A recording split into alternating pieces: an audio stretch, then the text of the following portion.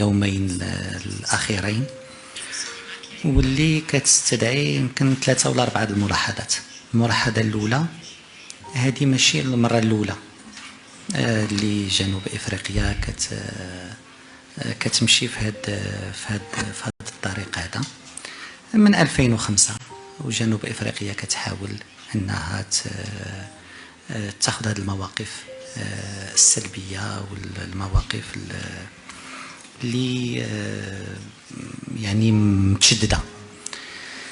ثانيا، هاد المواقف جنوب إفريقيا كتجي كتعبر على عجز، ما كتعبرش على قوة. لأن جنوب إفريقيا في 2005 لما اعترفت بالكيان الوهمي وتعاملات مع هذه الميليشيا المسلحة، كانت كتظن بأن الملف غيتغير، بأن إفريقيا غتبعها، بأن العالم غادي يتبعها. شنو وقع من 2005؟ من 2005 20 دولة سحبت الاعتراف، منها 10 في إفريقيا. 7 دول في الجوار ديال جنوب إفريقيا ديال الصديق سحبوا الاعتراف.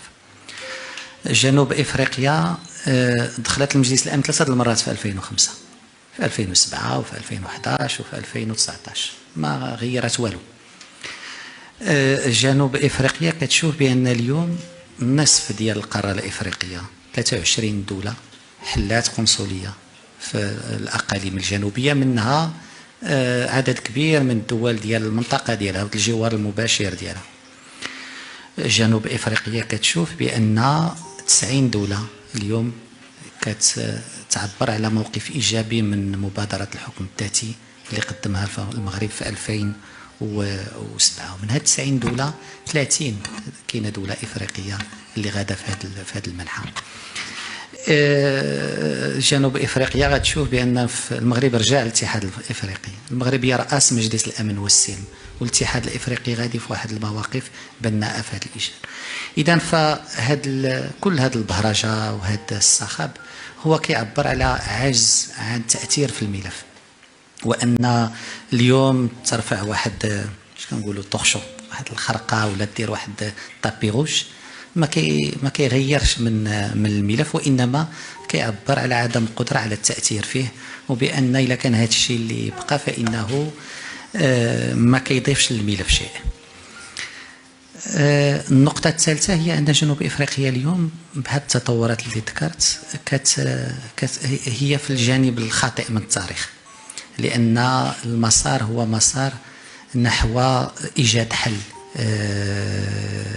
في إطار الأمم المتحدة، هو حل مبني على الشرعية الدولية، هو حل كيفرق ما بين شنو هي دولة وشنو هي ميليشيا، شنو هو عالم وشنو هي خرقة، شنو هو هذه هي اللي كتسنى الناس من دولة لا بغات تكون عندها المصداقية.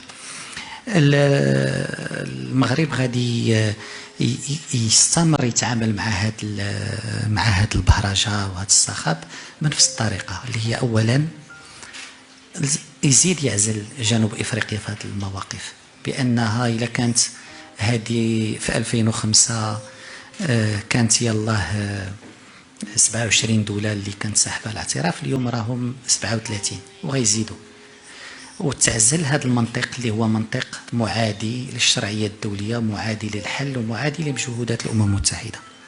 ولكن المغرب في نفس الوقت غادي يستمر باش يدافع على مصالحه ويستعمل كل الآليات اللي عنده، وحدا لأن هذا التعامل هذا هو كيسيء العلاقات الثنائية، وكيسيء كذلك اللي تبنى، وخاصة لما كنشوفوا بعض في الجوانب الاقتصادية ما يمكنش شركات جنوب إفريقيا تربح الفلوس في المغرب وتفرج في شنو كدير الحكومة ديالها.